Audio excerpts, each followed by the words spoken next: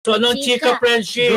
Yes, ito na nga ang chika dahil talagang maraming nakaabang kung ano na ba ang development ng relationship ni Catriona Gray at saka Sam Milby. Ay, oo. Marami kasing mga fans nila ang nalungkot na parang nagkakalabuan, napalbalita yan, di ba?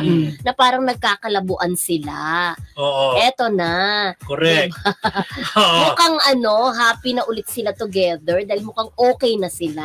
Oo, di ba na-interview sila ni Reggie Bunuan, ng ating kapatid na Reggie Bunuan, na best friend Rodel Fernando, di ba?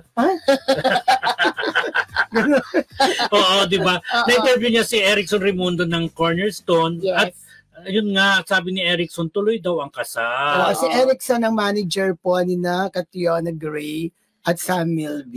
From Cornerstone. So walang solian pong naganap, walang solian ng singsing. At pero inamin niya na nagkaroon ng tampuhan. Nagtatampuhan daw talaga. Na nagsimula daw sa pag-move or sa pag-postpone ng nasabing kasal.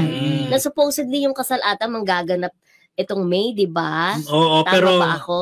Oo, parang ganon, di ba? Pero mababago na ngayon, pero tuloy ang kasal. Yun ang maganda, di ba?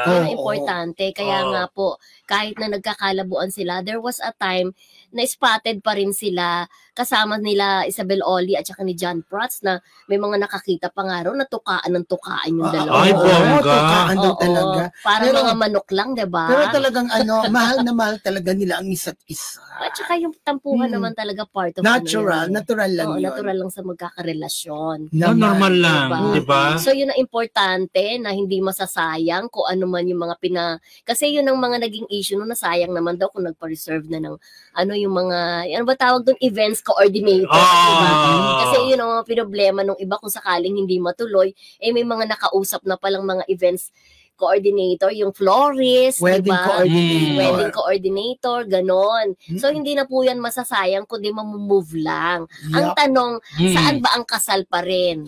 Yun, ayaw nilang i-detalye, di ba? Ayaw nilang magbigay ng details. Pero parang nabalita dati sa Australia. So, abangan po natin yan kung saan magaganap, sa Pilipinas ba o sa Australia pa din. Talbog. So, ang pinaka-importante sa lahat is okay na sila. At matutuloy ang kasal. Correct. Magiging Mrs. Milby na si Catriona Gray. Masaya, diba? Sa hinaharap. Correct.